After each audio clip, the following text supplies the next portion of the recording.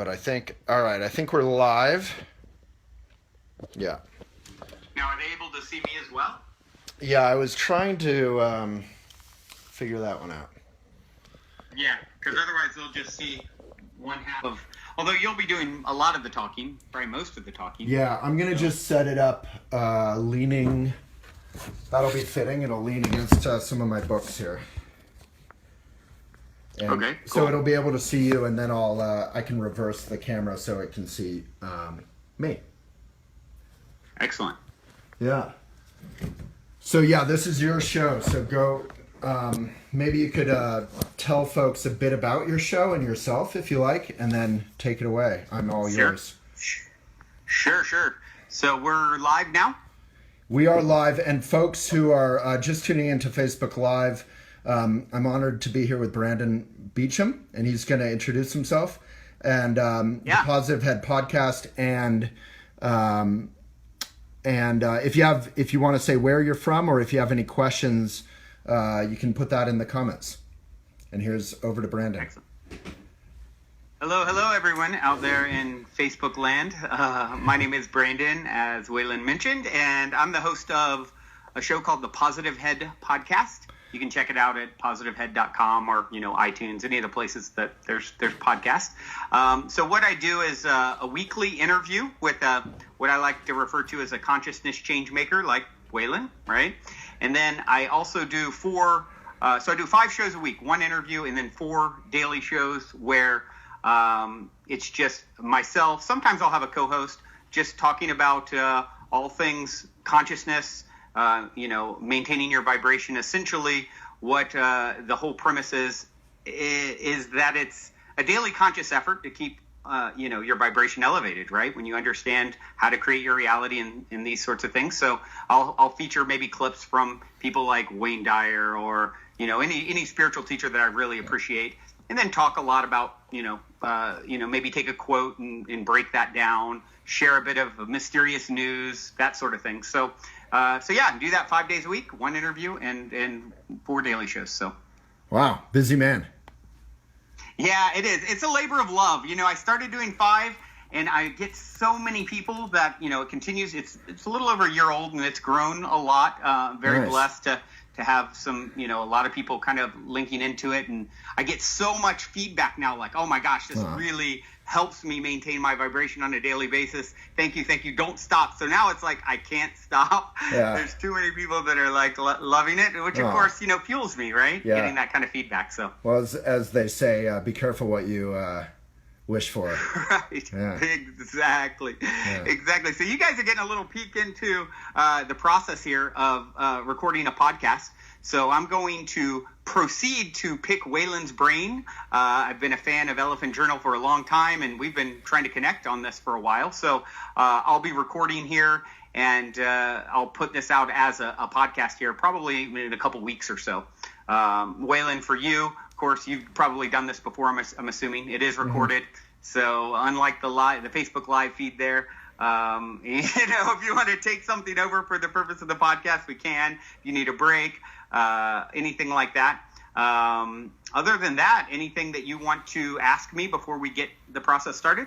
I think, no, I'm good. I'm excited and I'm honored. And it's quite an experiment to do it on Facebook Live as well, so that we can kind of share you to our audience. But I want to just, assure you that we're keeping it simple here so you can kind of have fun with the Facebook Live aspect or completely ignore it. I'm just here for you. So. Excellent. Well, I'm sure it will be exactly as it should be. It will be good. So without further ado, I am going to begin recording on my end, and then we'll be off. Great. I'm all yours. And folks on Facebook Live, just give it a like or love. Many of you are doing that. And support Brandon and this great podcast. Check it out. It's been named one of the top podcasts, and Brandon has an illustrious history. So I'm excited to connect. Yeah. And if you guys want to find us on Facebook too, the page is positivehead.com. We also have a group that is Positive Heads with an S. So those are our 2 Facebook pages. But otherwise, you can find the show anywhere there's podcasts. So yeah, Lindsay can put the links to both of those pages, or the to both of those pages in the comments. Awesome. Excellent. All right. Here we go. Take it away.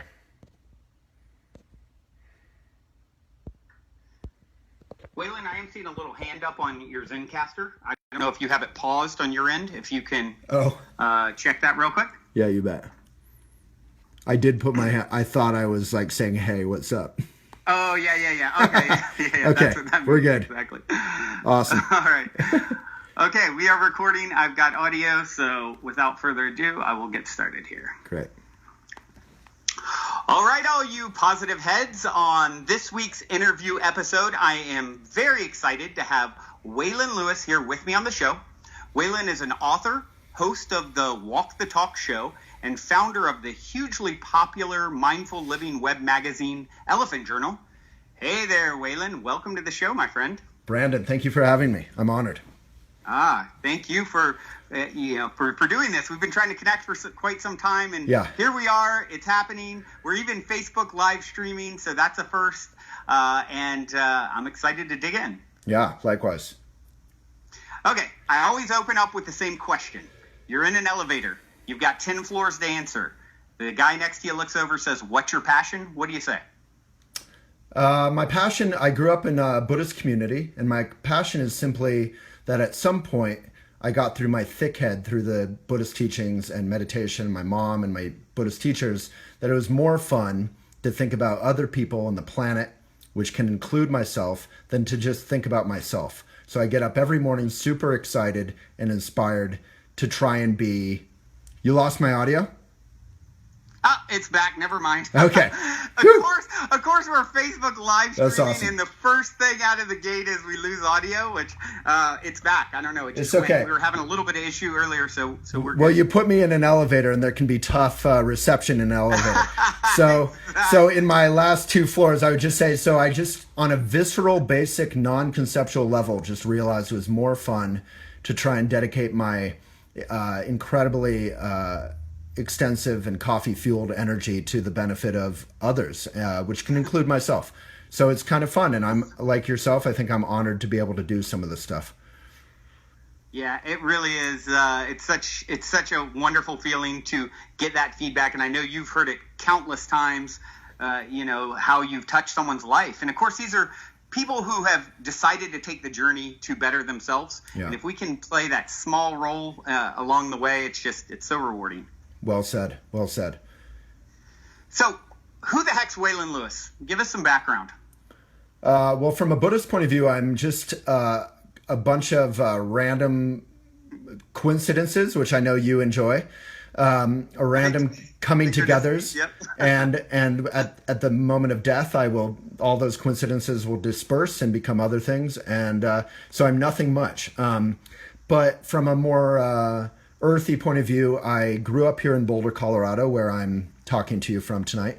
It's a beautiful, cool October night, or November now. And my parents were hippies, Buddhist. They met, my dad was from New York, a Jew from New York, very intense, charismatic guy. My mom was very chill and very relaxed, from California, waspy family, total opposites. They met with my parents' Buddhist teacher, Trungpa Rinpoche, right in the middle in Jackson, Wyoming. And then I happened, at some point a year or two later. And so I got to grow up in this weird and wonderful Buddhist world, and it kind of shaped who I am. And it took me a long time to really appreciate meditation and appreciate the mission of Buddhism. And I really don't in a funny way, care about Buddhism. I don't care about converting anyone. It's not a religious thing. It's really just helped me be present and enjoy my life, and hopefully be of some service to this beautiful and horrible world. This world is full of so much suffering, and it's also so wonderful and magical. And, life is short, and so it's kind of fun to throw myself into it fully. So you are practicing Buddhist currently? Yeah, very much. I wake up and meditate, and without that on a practical level, I don't think I could do anything. I'm nuts. I think we all are on some level. And meditation all the best people are, Waylon. Yeah. I know you figured that out. Yeah. So Buddhism, the meditation stuff just helps me come back to the present moment. And we all know that on a basic level. You know, the present is why people like to ski or skateboard or bike or walk, go for hikes in nature or make love to someone. Hopefully you're connecting in the present, or good food. You know, all those Instagrammable moments tend to be those moments when you're appreciating something. And so instead of Instagramming it from the Buddha said, don't Instagram it, just kind of appreciate it. And of course you can, yeah. He did say that, didn't he? People never understood that until a few years ago, right? Yeah, it's a lesser known Buddhist quote. Yeah. Yeah. So tell me a little bit about your journey with Elephant Journal. I mean, wow, what a adventure that must have been. I'd love to hear how you got started. And yeah. Well, my dad came from a long line of journalists and editors, and my mom came from a long line of English professors and Shakespeare scholars and all that. And so I grew up, like at the age of 8, I took my love of baseball and writing, and I said I want to be a baseball writer. And by the time I was, 14 or 15, Kerouac had influenced me, and I just wanted to be a writer. And then, I went to Boston University for journalism, great journalism school. I decided I wanted to change the world through communication and media, and it's a very easy, powerful way to do it, at least seemingly. As you know, it's not all easy, but it's a very powerful. I interviewed Lester Brown years ago, who's an environmental kind of scholar, and he said, with climate change coming, the only hope for the world is education and media. And as we know, media is beset by all kinds of sicknesses, corporate media, and also kind of the leftist, rightist, kind of hate-filled, conspiracy-addled media. So creating media that's independent and mindful and fair and kind and fun became what I wanted to do with my life. And it's been quite a journey. It started off, I walked outside of my little cottage up at Chautauqua in Boulder. Chautauqua is this old-fashioned little, almost like a co-housing community that was built 100 years ago, right beneath Boulder's huge mountains called the Flatirons.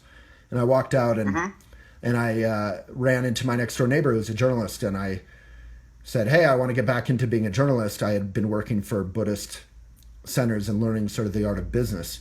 So I worked for Shambhala Mountain Center, and I helped develop their curriculum with a lot of famous spiritual teachers and yoga teachers, and I learned business. So I took the business and I took the writing and I combined it. My next door neighbor said, hey, there's this little magazine called Yoga in the Rockies that's starting up. You should check it out.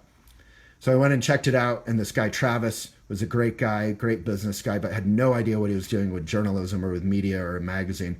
So I wound up partnering with him to create the first couple issues of Yoga in the Rockies. And he was smarter than me. He very quickly realized that media was going to be a horrible way. Creating a magazine was probably the dumbest possible idea in terms of creating a livelihood that could support a family. And he wanted to start a family with his lovely wife, Allison. We're still all good friends and neighbors. And so he got out, and I was left to kind of, I realized I loved it. Right at the beginning. He got out, I think right after the first issue. And it was heartbreaking to me because he was the smart guy. So it was really scary for me. You must have done something right, because obviously you've reached a wide audience over. Now, when was this? When did the start date? Yeah, so I started Yoga in the Rockies with Travis in 2002. It was, yoga had just been on the cover of Time magazine. It was suddenly not a weird thing anymore. Yoga was exploding. There were yoga studios and Starbucks, as many yoga studios as there were Starbucks, kind of thing. And suddenly it was hip and it was normal and it was cool.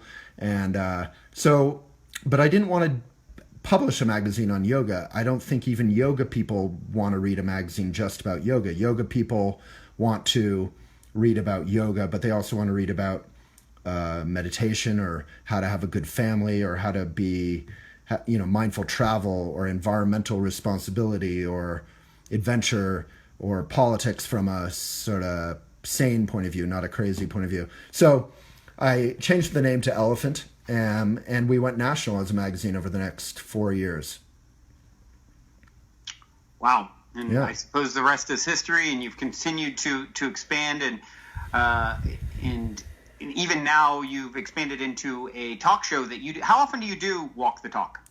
So yeah, that's gone over a whole evolution. So when we were printing the magazine, I would interview, Michael Pollan or Arianna Huffington or Deepak Chopra or whomever, Dr. Andrew Weil, all these great characters, and they would sit on my couch in my little apartment, and I would literally like press play on some old-fashioned little tape recorder with the mini tapes. Technology has evolved very quickly. YouTube just was starting to happen, and Facebook barely existed, and I mean it's nuts. WordPress had just been invented, and so friends of mine naturally were like, Waylon, you're having Deepak Chopra sit on your couch in your living room. Can I come over? Right. And at first I was like, no. I wanted to protect the intimate aspect, the genuine connection that you have one-on-one. And as you know, it's quite an art to do interviews. What you're doing right now is intimate, but it's also public. So it's a very funny balance. But I couldn't say no to these people getting to meet these cool people I was interviewing. So they came, they sat I said, okay, you can be in my, and then I realized it was fun with the audience. I realized it was actually they helped me make the interviews more accessible because I could see when they were bored, or I could see when they were confused, or I could see when they laughed or were crying or were connecting with the content. So then I took it public, and we started doing I don't know if this is too much information, but I started doing... No, not at all. Okay. So the granular thing is kind of the entrepreneur kind of story. I started doing it in the backyard of a cafe called Trident in Boulder. It's a old Buddhist cafe, and it sold out. And then I took it to a theater, and I started doing these interviews at a bigger theater with actual audio and video, and we started putting our first videos up on YouTube, and it sold out. And we did it every week. And then I took it to the Boulder Theater, which was like 850 seats, and that was sort of that was sort of my Russia. I could never, I invaded Russia and I got caught in the brutal winter and had to retreat like Napoleon. Hopefully not like Hitler, but so we would always like sell it to 500, 550, which is really cool for just two people sitting around talking about life, kind of. But I realized it became more of an event than it was that we kind of were losing that genuine connection. It was becoming like a circus almost. Right. So then we started just putting it online, which is more like what you're doing. So we took it to YouTube and now Facebook Live, and I now do Facebook Live 5 times a week at 9 a.m. MST, Mountain Standard. So you're just as crazy as me doing 5 a week. You and I are in crazy company. Yeah, we're in good crazy company. Yeah, exactly. Yeah. So that's what we're doing. And, very interesting. Yeah, oops. And it's super fun. And, like you, it's these comments and the people viewing and listening on audio are the people who make it, when you're tired, you don't know what to talk about or whatever is going on, they're the people who make it worthwhile.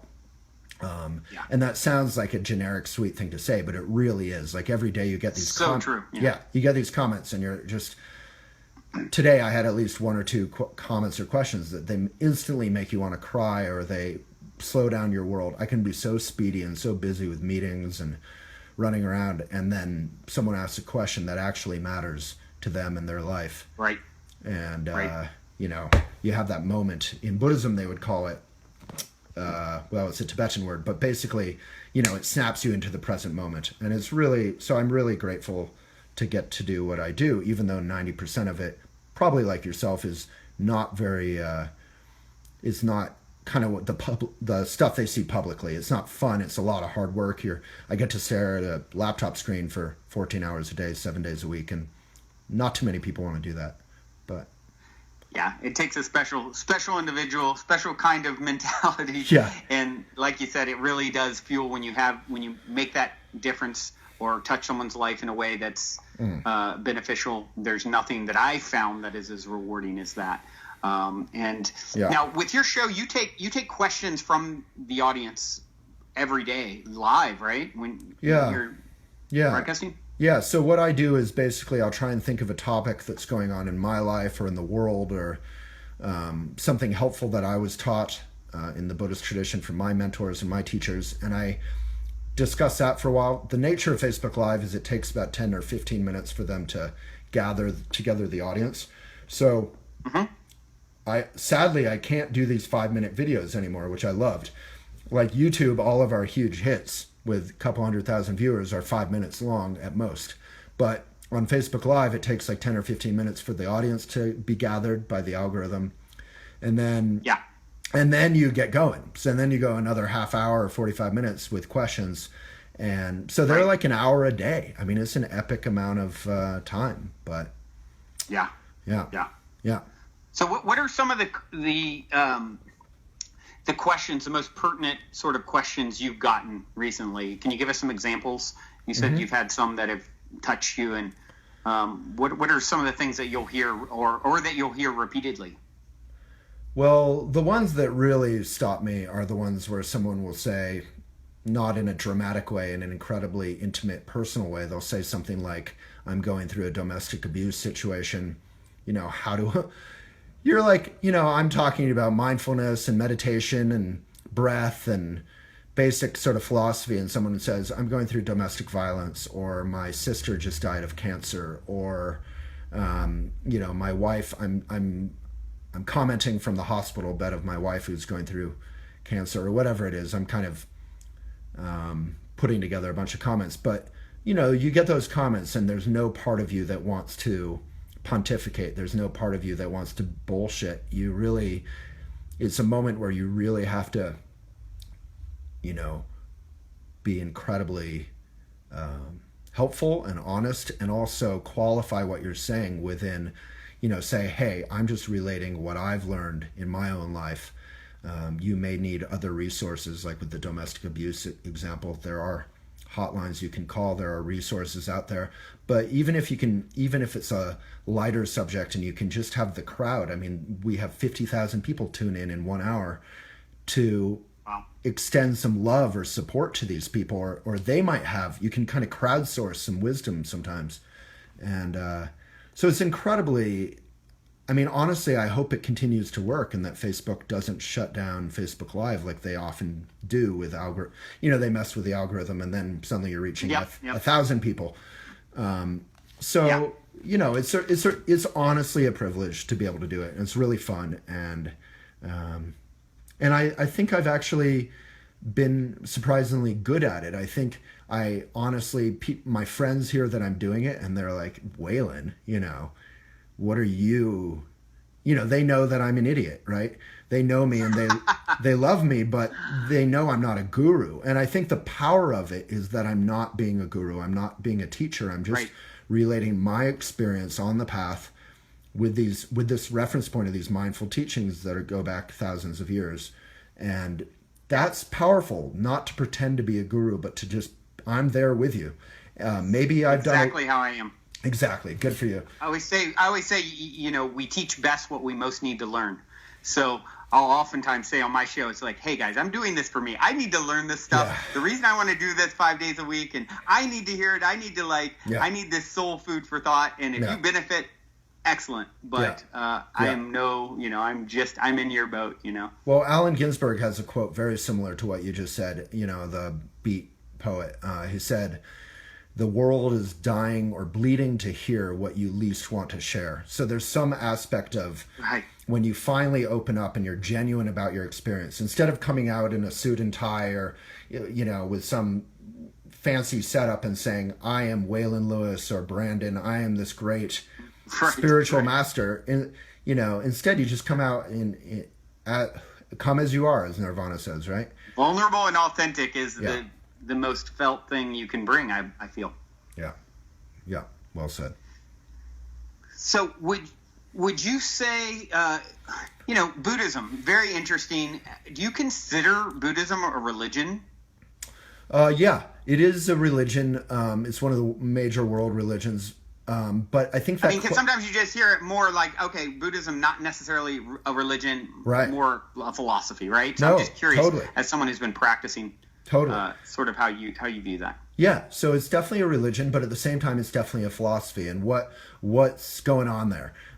So it's also just a path or a way. It's I think the major difference between it and other religions is it doesn't value belief. It doesn't value faith. It doesn't value the notion of an external reference point particularly. It doesn't say Buddhism, like the Dalai Lama famously said that if Buddhism and science conflict, go with science. He said, like there's no signing on the dotted line in Buddhism. If you ever go to a Buddhist center and they say, give us your credit card and you're going to become a member of our cult and you have to believe in this or have blind faith in that, you're not at a genuine Buddhist center. Basically, the Buddha himself said, practice what I teach, listen to what I teach, but if you find it doesn't match with your own experience, if it doesn't connect in your life, then put it aside and come back to it. So it's not that it's a salad bar of spirituality and you can just take the almonds and the grapes, but you may not want the blue cheese. And, you don't want to pick and choose, because often the stuff you don't want in the spiritual grab bag that is a path. Does that make any sense? So Buddhism has all kinds of aspects to it.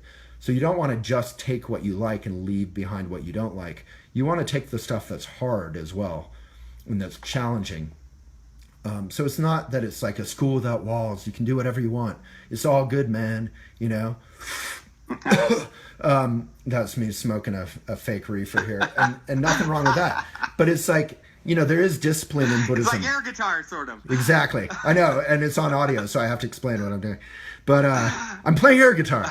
But, Buddhism should be challenging a lot of the most powerful aspects of the spiritual path, or a path. I don't even like the word spiritual, just the path of trying to be a good person who can be good for other people on the planet.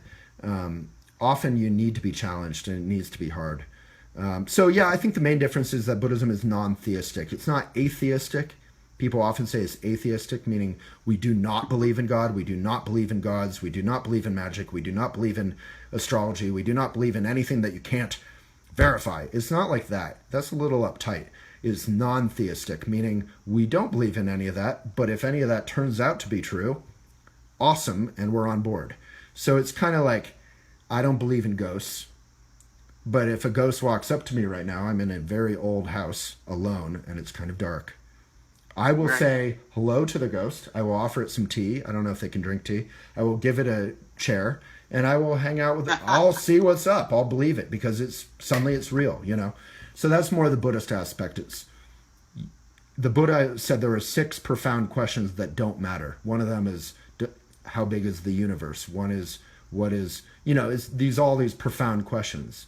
And he said they don't matter. Mm-hmm. Focus right now on being kind to your wife, being kind to your husband, being kind to your roommate, being kind to your dog. Focus right now on how you can be of benefit. Interesting. Yeah. So, but with Buddhism, there is a belief in reincarnation, correct? Yes and no. I've written some blogs about that. So reincarnation, from Trungpa Rinpoche's point of view, so there's a great quote from Trungpa Rinpoche about reincarnation. He says, the good news is reincarnation exists and that you will get to be reborn. The bad news is it won't be you. So there's no sense of the ego continues. There's some sense that your karma in a way kind of keeps rolling. Mm-hmm. So it's not like Waylon is going to wake up in his next life and he's going to be some cool soldier. It's not like a video game where you get 9 lives and you can keep having fun. Like, oh my God, I woke up and this time I get to live in Croatia. It's a totally different thing. And it's more just that your karma, positive and negative, continues. So, reincarnation is one of those things, at least in Trungpa was the founder of Shambhala and Naropa University, and he was kind of this wild and crazy, sweet Buddhist teacher, and he didn't emphasize things like reincarnation. He basically said, look, all my students, this was in the 70s and 80s, all my students are fascinated by subjects like reincarnation, and yet they're unwilling to do their dishes. They're unwilling to, they're unwilling to like pay their rent. They're unwilling to, sit down and meditate, which is really hard sometimes, really boring, They're unwilling to kind of connect with the earth. It's sort of like being a gardener and expecting the carrots to grow magically.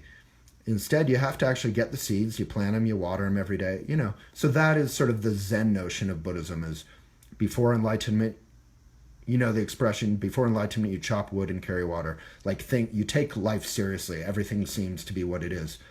And then after enlightenment, you chop wood and carry water, meaning you just do things fully in the present moment, in an ordinary way. Yeah. Very, very interesting. So, yeah, I haven't really. It's funny because I haven't sat down with someone.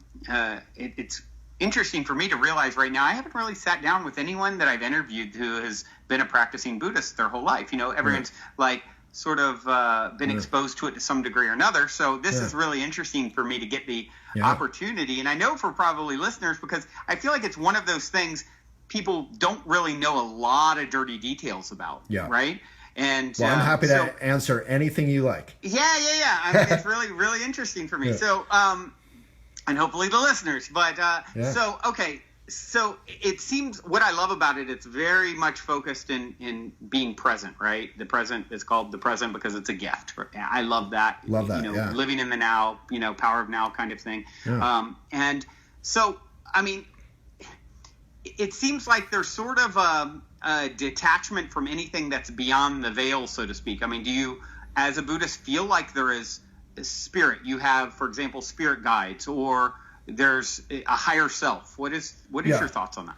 Yeah, so yes and no. So there's so many delicious contradictions in Buddhism, contradictions that I think are the kind that manifest out of actual understanding instead of sort of armchair philosophy. So, so there isn't really a higher self in Buddhism, but there is a quote that kind of touches on that, which is, "You're perfect as you are, Brandon." This is a quote from Suzuki Roshi. "You're perfect as you are." Imagine this cute little wiry, tough Zen teacher who everyone idolizes. I mean, he just pops you in the present moment. So he'd say, "You're perfect as you are, Brandon, but you could use some improvement."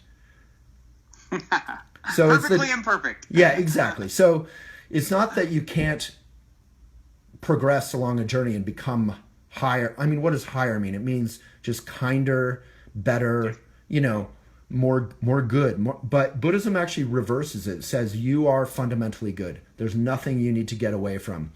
And actually, if you just relax, you will completely relax into your own basic goodness. And that's the vulnerability you were talking about before. So it's not that you actually have to improve. You don't have to lose 5 pounds spiritually.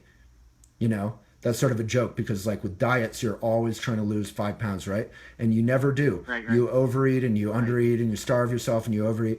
If you just make friends with your little tummy spiritually, then you can say, oh, I actually like myself as I am. And that's the Buddhist notion of Maitri. You make friends with yourself. You know how difficult it can be to go out to dinner by yourself in a restaurant or to go to a movie theater by yourself.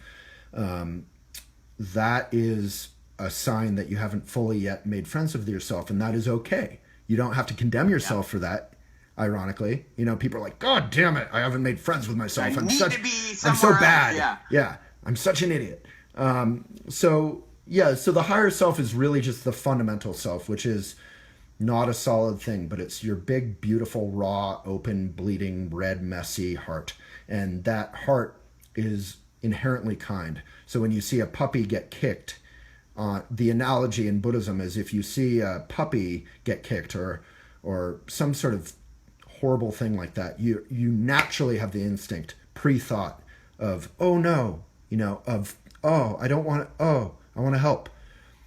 Children naturally are like that, right? And, then they can learn differently. They can learn that it's fun to be abusive or, we teach them, society can teach them things that aren't so helpful. And then your other question was about, it was the higher self and what was the spirits kind of. So Buddhism is very fun. Curious. Yeah, exactly. Yeah. Spirit guides or interactions with anything beyond the sort of physical dimension, what your thoughts and feelings are on that. Yeah, so the present moment is basically made up of 3 parts in Buddhism. And if you unify the 3 parts, you are a king or a queen of your own life. So the Chinese symbol for king or ruler or queen is 3 lines with 1 line through the 3, joining the 3. So the top line is the notion of your vision or your mission in life, and that's called heaven. So there actually is a profound connection to this sort of otherworldly, heavenly aspect in life, which can be called drala, or the spirits. So when you're hiking a great mountain, you can feel the spirit of that space and that mountain. When you're in Hawaii in a waterfall, you can feel the spirit of the water and of that area. So yeah, there's definitely, Buddhism is all about spirits, interestingly, but they're not sort of magic. They're kind of, Trungpa Rinpoche called them ordinary magic. So they are magic, but they're also just what they are, you know? Meaning, like, when you have the best cup of coffee ever or the best burrito ever, you could say it's magical, but you could also just say it's just really good cooking, or it's really good coffee. Right. And people put a lot of love into that, and the earth put a lot of love, the clay of the earth and wherever it came from that grew the coffee beans. You know, it is kind of magical. Life is pretty magical. Mm-hmm. It's pretty cool stuff. Absolutely. Yeah. Absolutely. I say it all the time. It is. Yeah. Magic is real, you know? Exactly. And that's sort of what's his name with the myths? I love him. You probably know. He wrote about the myths in everyday life. Myths. I'm not good at saying that word.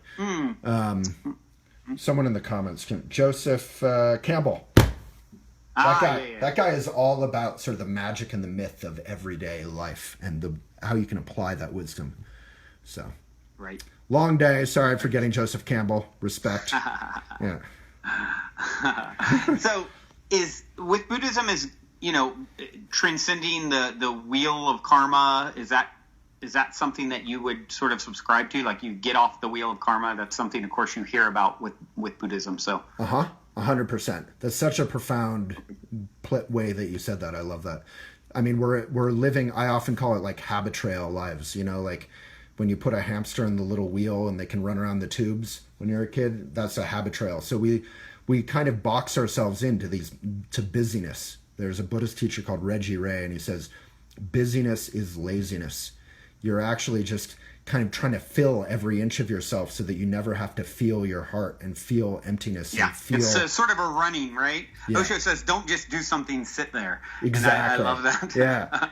Yeah, there's a French quote. I mean, it's not even a Buddhist notion, like you said, Osho, or it's a universal notion. There's a French quote where I just referenced today in my video where he says, all the wars or the suffering of mankind originate, it's more eloquent than this, but originate because mankind cannot sit by himself in a room and do nothing for 2 minutes. So there's some quality of just like, what are we afraid of? We can just, Louis C.K., there's this great video Louis C.K. talks about doing this. He says, you know, I'm texting and I'm driving and I'm busy and I'm trying to like scratch the itch of entertainment to keep myself from feeling whatever he was going through.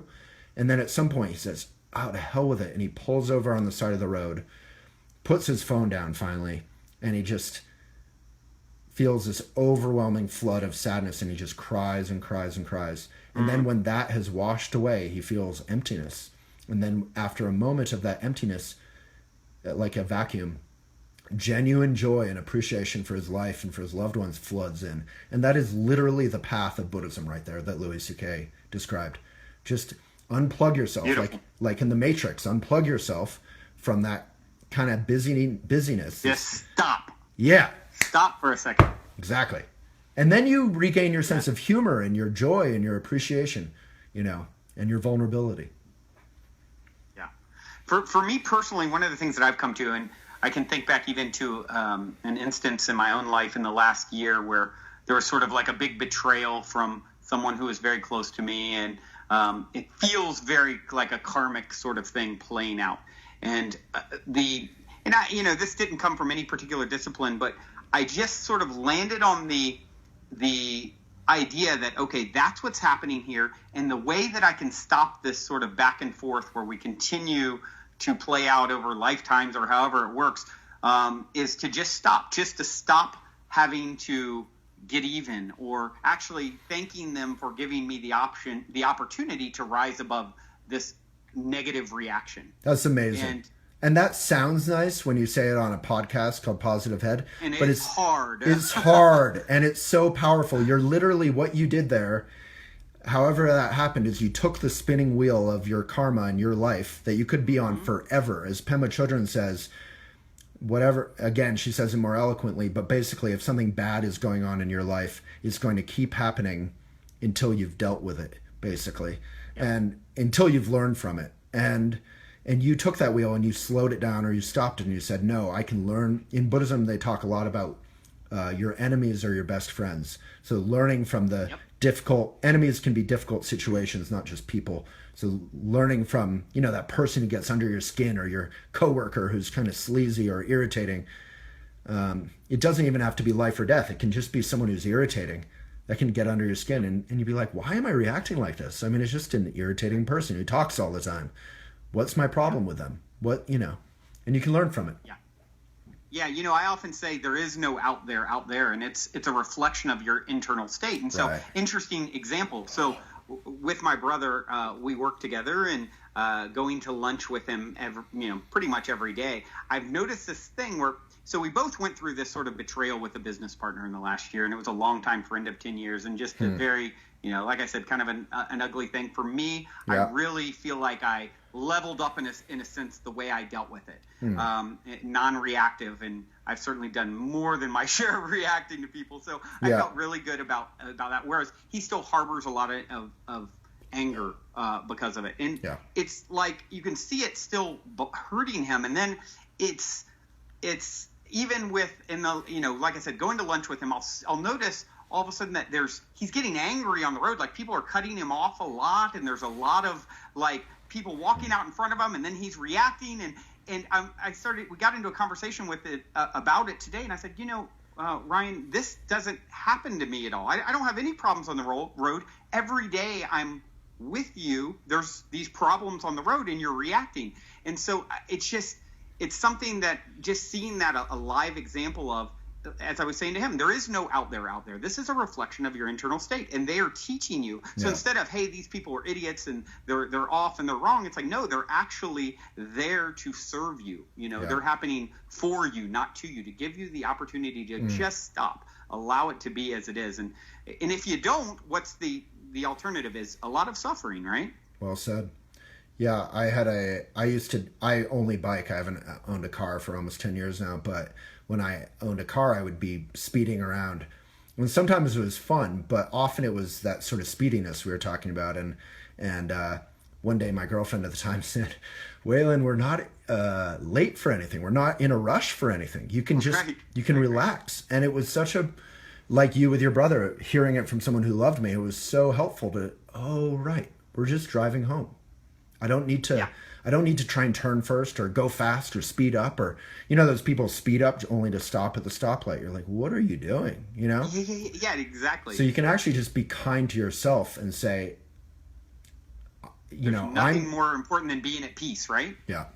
And also, there's almost nothing more generous to the world than to offer it a moment of slowing down. So if you get to a four-way stop, or whatever, maybe that's a bad example since you should go in order, but if you get to a situation where you're both trying to go, let them go first. Let them have a moment of breath. Yep.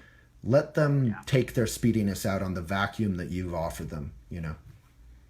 How can I help you ease the tension? And when you're doing that for another, that's the beautiful thing, in service to anyone else in any way.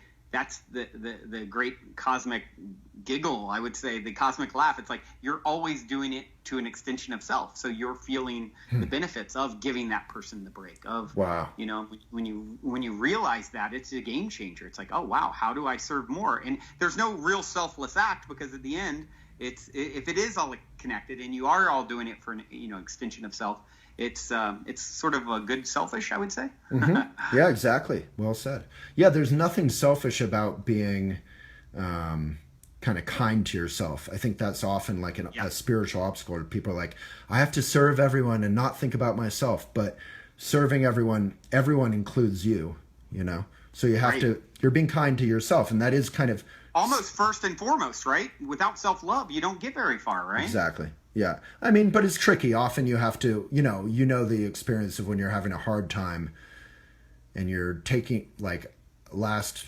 Sunday I was having a rough time and I was stressed out. Our site was having some troubles, and we've just gained 1 million readers in like 3 weeks, and things were going well. And then it kind of started falling apart for 4 hours in prime time. And I was like really angry. And luckily I didn't take it out on anyone, but I moved into that sort of depressive self-pity kind of world. Like, what am I doing with my life? It's a Sunday and I've been pushing for 14 straight hours and it's all falling apart. Right. What am I doing? And the most helpful reminder in those kind of situations is to remember, oh, I'm sitting in the middle of Boulder, Colorado in a nice office on my Apple laptop. I have food in my belly. I have a home to go to. I am incredibly fortunate. A million new people checking out what it is I'm putting out to the world. Yeah. You know? But just to see that other, to remember to think about others first. So in Buddhism, they say, if you want to be happy, think of others first. And others includes yourself. Others first. And then you can, and if you want to be miserable, think only of yourself. So the best way to think about yourself is to help others and keep yourself as part of that. Martyrdom is not a Buddhist value. You need to be good to yourself. Yeah. And for those of you listening who aren't familiar with Elephant Journal, maybe you've been under a rock. Definitely check out elephantjournal.com. There's so much content there. And of course, as the man overseeing all of this, I'm curious, what are some of the initiatives and things that you're hearing about with your finger on the pulse that you're the most excited about? Well, you mean issues out in the world or things that Elephant is trying to do?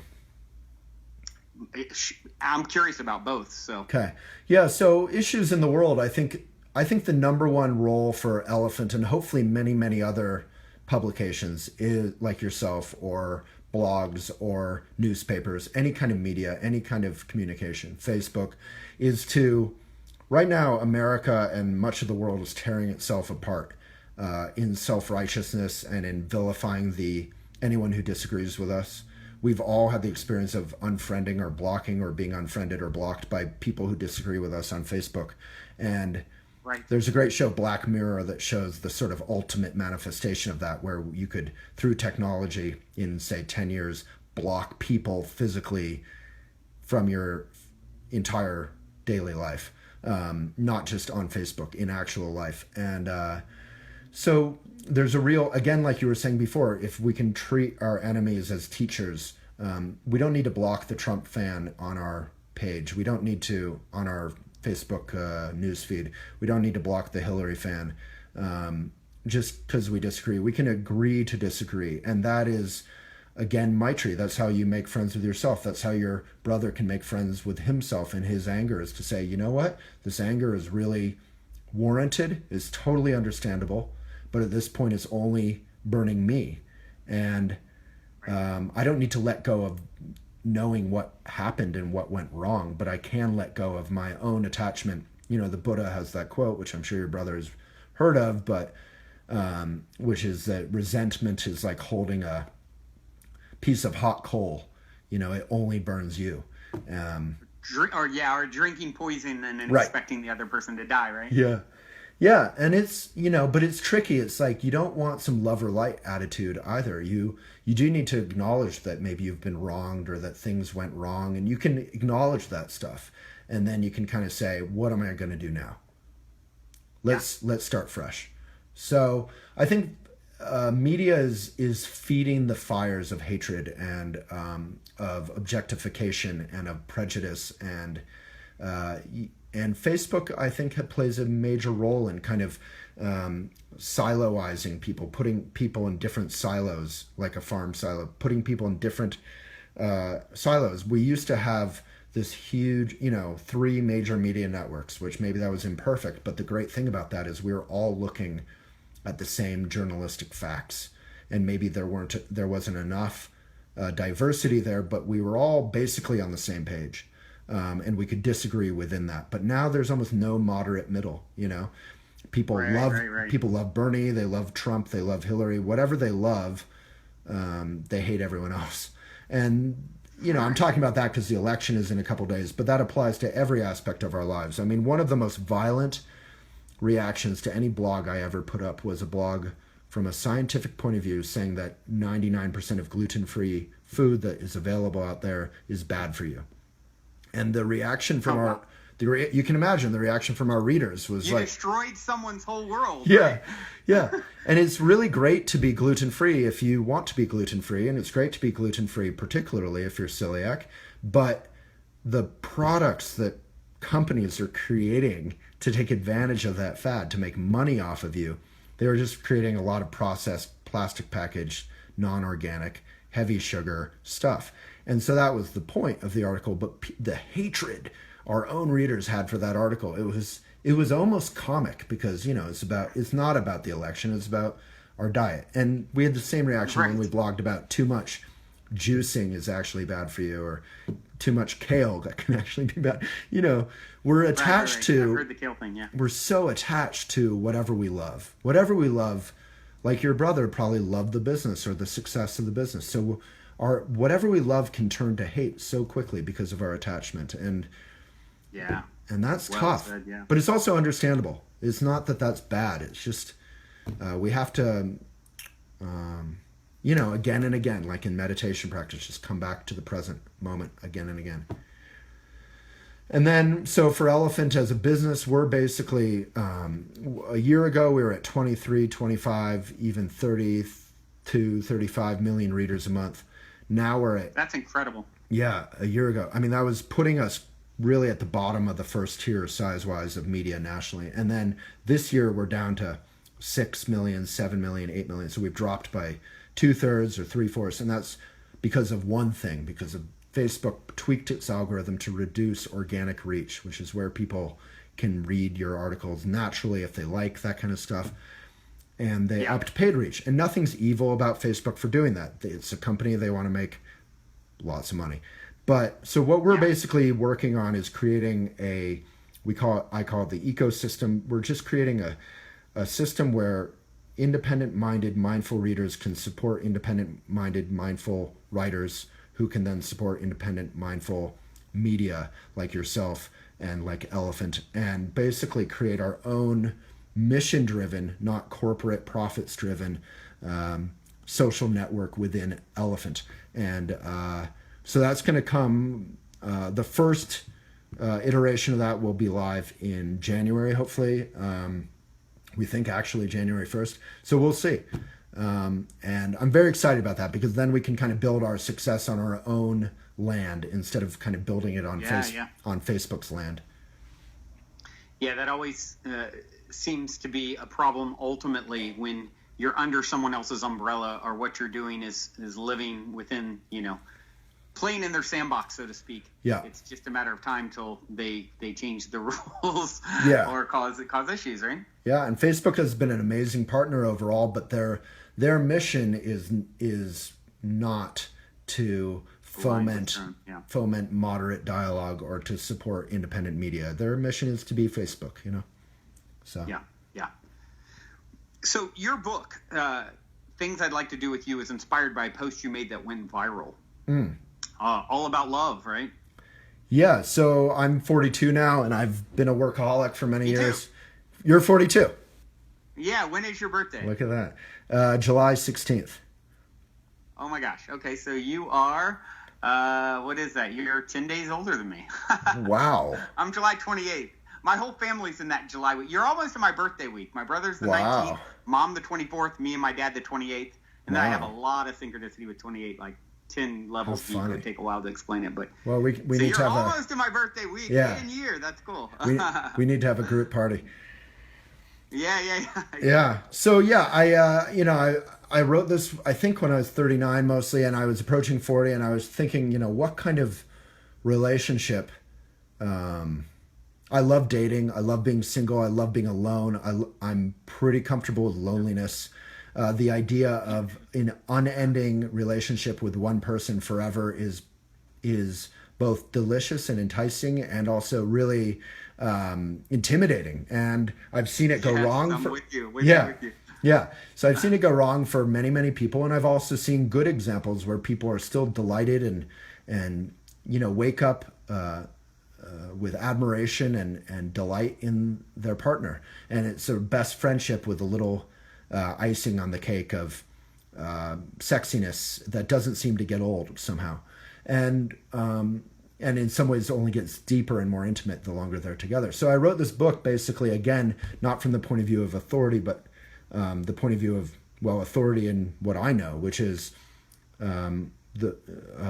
being single, being alone, and dating, and what kind of relationship could I possibly commit to. So I just kind of reflected on all the relationships in my life and the ones I was going through live as I wrote it. I wrote new chapters based on, sometimes it would take a long time to come out with a new chapter because I either was dating someone and I would talk about different sort of lessons within that that I went through. So, it was I love to write. It was the first time I really got to write kind of poetically, and I got to explore the other thing I brought into it, which I think hopefully makes it valuable other than my own genuine personal experience, which is the kind of writing I loved with Kerouac, was bringing in the Buddhist advice on relationships and on and bringing in all these great quotes from all the sort of great lovers in history. So I brought in a lot of quotes and a lot of Buddhist wisdom on mindful relationships.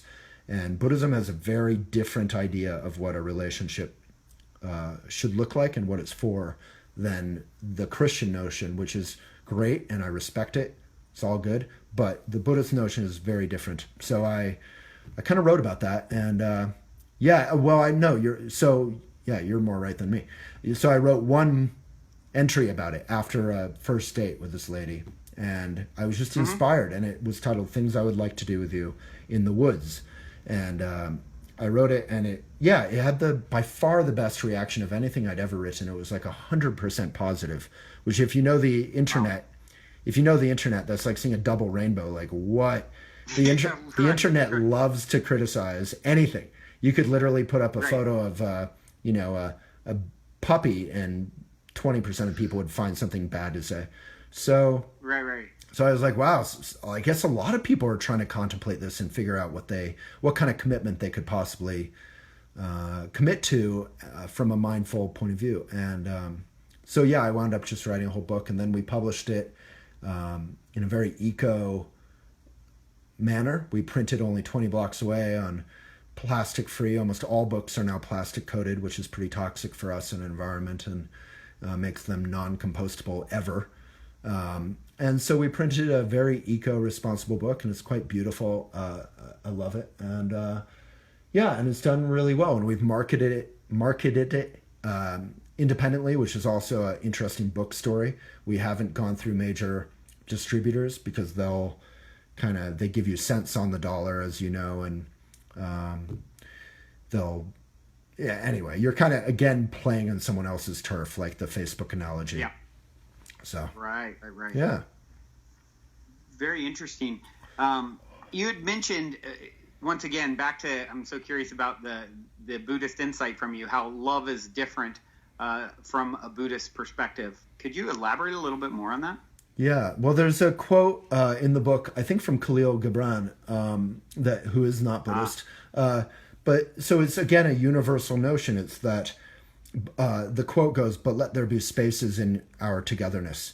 So the basic notion of Buddhism is that you're not, like the Christian notion is that two flames become one, two hearts become one. There's a union, not in the yoga sense where you're yoked together, but you're actually become one. And that's beautiful and romantic and, again, respect. But that's not something I want. That sounds crazy claustrophobic to me. The union I want is more like a dance where there's a little bit of play and space and you can feel one another. Kind of like the experience of riding a horse or dancing. There's a play to it. And space is actually part of the relationship. And space or loneliness, the notion that we're actually who we are and we're alone and we're born alone, we'll die alone, but we can have beautiful, powerful, intimate friendships and love relationships in that time is very powerful. And then the second part is, aside from the notion of allowing some space in the relationship, space for creativity and independence, So I'm not interested in a Mad Men kind of relationship where I work hard, I make my money, I drive home in my big car, and my wife, who's bored and drinking, martinis all day and smoking, is put dinner on the table, and if she hasn't, I yell at her. And the kids have to shut up at the dinner table, and then maybe I'm bored and I have affairs. The whole Mad Men kind of idea. Right. Where we're defined by our gender roles, and it's a bit fixed. It's a bit sad. It's a bit just no one is truly fulfilled there. And the happily ever after notion, almost all stories with happily ever after never show that part, and that's actually the good part, the day to day. Like, that's an interesting point, right? Yeah. I never thought of that. Yeah. Well, it's like you were saying, it's like the ordinary magic of everyday life, learning how to do dishes together or help each other with errands, or someone has to pick the children up from soccer, or all those little decisions that go into a relationship every single day.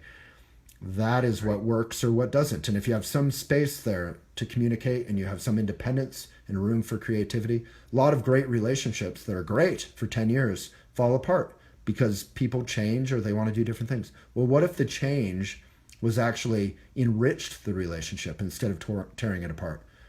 Right. So the Oriental or Asian classic example, Chinese generally, is bamboo. Is flexible, and therefore it moves with the wind instead of being rigid and strong and breaking.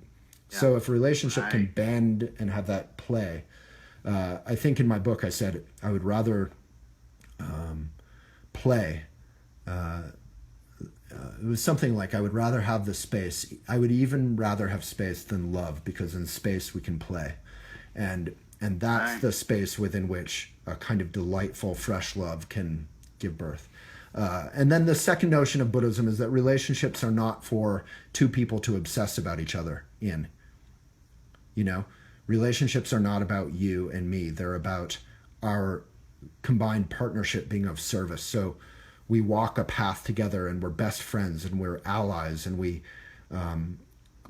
walk a path of service to the world. So our relationship is actually a vehicle for benefit and service to the world. So it's not just about us, which relationships tend to be very consuming and sometimes myopic because they're so difficult, and that's understandable. But again, if we can, the visualization in Buddhism is that you're walking on a path together as partners, not just facing each other, trying to hate each other or love each other or obsess about each other. So yeah, I really resonate strongly with that. And you talked about having the space, and I think there's a lot of truth in the idea that absence makes the heart grow fonder, and we need that sort of contrast in space to fully appreciate someone. Yeah. If you are always inundated with their energy, it's like becomes annoying. It becomes, no matter how great anyone, and there's a quote I actually just pulled up here. Speaking of Osho again. Osho said, "I love because my love is not dependent on the object of love. My love is dependent on my state of being. So whether the other person changes, becomes different, friend turns into foe, does not matter, because my love was never dependent on the other person. My love is my state of being. I simply love." And to me, that is, maybe easier said than done, right? It's a daily conscious effort to get that one down. But I feel like that's what I'm really striving for, is to be love, and let the people that are meant to sort of partake in that may come in and come out at different times in my life, and not being attached, right? It's the attachment and focusing on the self and being that loving, energy at all times. Not, hey, it's something that I just have with you. Dude, right? I love that. I mean, all of that should be a quote. You should make all that a quote, because most relationships are kind of built on a certain amount of projection. I love you, you're going to make my life great, I've found the one, you're fulfilling me. And then when you stop filling that mold, I'm mad at you, I hate you, I'm irritated by you, I'm angry at you. And if you're actually just a state of love, which, as you said, is a daily practice, it's not an ideal state. I actually think from a Buddhist point of view, it's not some dream state. It's just a practice daily to come back to the present moment, or to love, or to God, however you want to say it. And then you actually aren't putting this whole trip on the other person. You're just there, and you're available, and you're open, and so there's no sense that this spacious love is trying to avoid the other person. It actually allows you to get closer. If two hearts can meet in loneliness and in vulnerability, that's the most intimate love possible. And when space is actually like, you know how the planet is, whatever it is, 75% water, whatever the percentage is, if love can be 75% space, then there can be a delight and play to it. So in the Japanese notion of flower arranging, or ikebana, they'll put a flower here and a flower here and a little shrubbery here and then a big tree here. And the tree and the flower and the shrubbery will define space. They'll actually have a lot of space in it, and they'll define this beautiful shape that is made up of space. And that actually, the space is considered to be the arrangement. The Western flower arranging, which is great, is often all flowers. Like if you go to a big museum and you see an arrangement, it's like all solid everything, and which is great. Just like with music, you hear the music is the space between the notes, right? And then you'll hear these songs that are just packed with so many layers of things, and there's no breathing to it. And we all know that, even from like house music or whatever, the space is what gives drama and movement. Before the bass drops or whatever happens, like the space is half the power of a good tune. Right, absolutely. We've thrown out some good quotes here, and I found a quote of yours that I really, really love, and I want to talk about for a moment. You said, "Negativity is not negative. Beware self-help aphorisms telling us to get rid of conflict, fear, and stress. The way out of difficulty is to go into it with a sense of humor, an open heart, and honesty, not avoidance."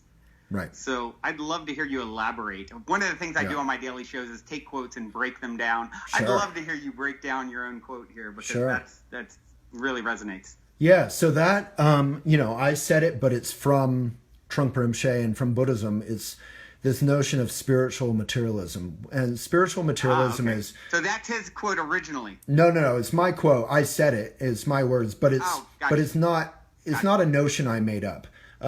There's like two different kinds of spirituality, you could say. One is spiritual materialism, which often is, and I'm going to, probably offend some people, but it's what we call positivity, which is, I want the law of attraction. I want to keep positive stuff flowing toward me. I want to be positive, but the reason I'm being positive is to get positive stuff flowing back. And if there's toxic people or negative thoughts, I want to get that away from me.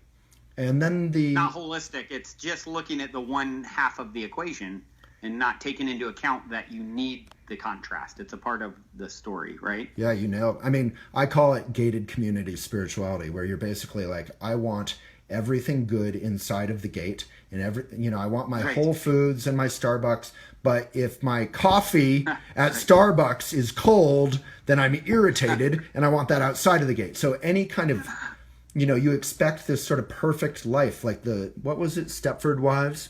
Do you remember that movie or the book? Everyone, they get this like fake cocaine smile on their face, and they just want to kill you.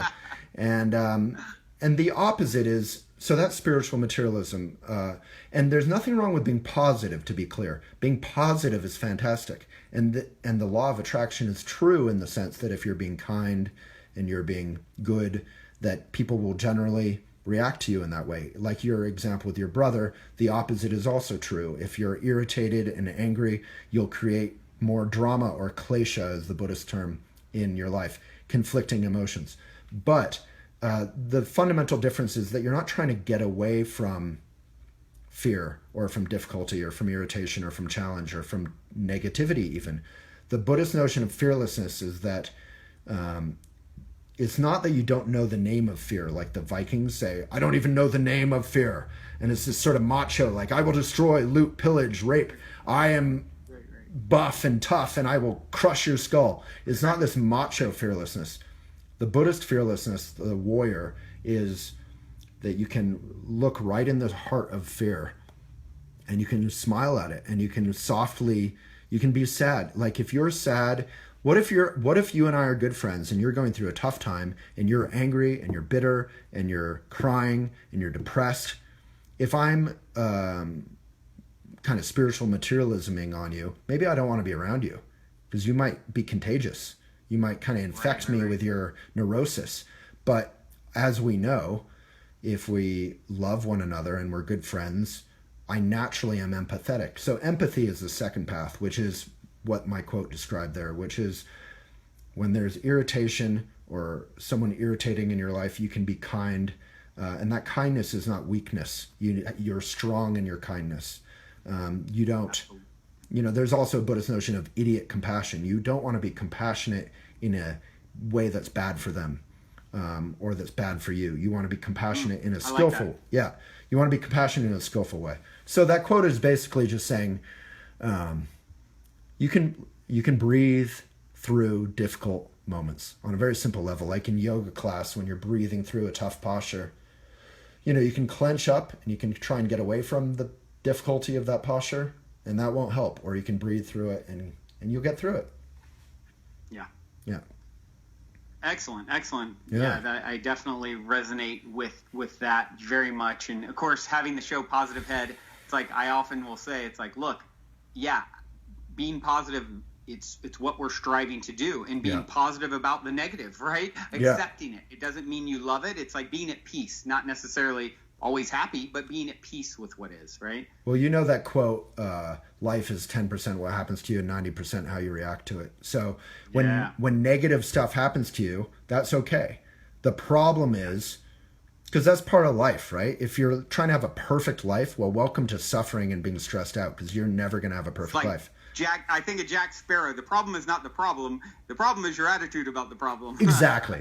So when the negative stuff happens, if you can have a sense of bravery and empathy and courage and kindness and breathing through it and peace, then you're good to go. Then you can be fearless. You're like, I have the tools to handle this. You're yelling at me. Absolutely. I had an experience last year. I hope it's not embarrassing for him, but I had an experience last year where my dad was angry at me, and he yelled at me in front of my entire staff in my office. And oh, wow. For whatever reason, I was in a good state of mind. I don't know what was going on. I love my dad. I wasn't intimidated by him yelling at me, and I just loved him, and I just knew he was frustrated and embarrassed, and he was just taking it out on me because he loves me and I'm there for him, And I honestly was totally okay with the entire experience. And I am not always that way, but that was a moment where I saw. You had that moment of clarity where you're like fully seeing it for what it is. Yeah. And where from a perspective that's elevated, I suppose. Yeah. Well, I just had the experience of in that moment, I didn't retreat. I wasn't afraid. And I also, therefore, didn't objectify him as a bad person or my enemy. I just saw him being in pain and frustrated.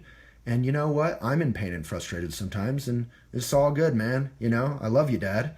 And and it was a cool moment of saying, oh, wow, this meditation and peace stuff actually kind of works. You don't have to push bad experiences away. You can actually just, Buddhism actually, this might be surprising to people listening, has a practice called Tonglen, where you deliberately practice meditating and you breathe in black, hot, and heavy. You breathe in the energy of negativity, and then you breathe out generosity, love, relief, coolness. You breathe out white light and cool. So you breathe in like almost like coal fire, and you breathe out cool, like a cool breeze. And the notion is that you're reversing the flow of ego. Ego always wants to push away hard stuff or bad stuff or heavy stuff, and it always wants to cling to love and anything good. So if you reverse that, then you can kind of just relax and have a sense of humor.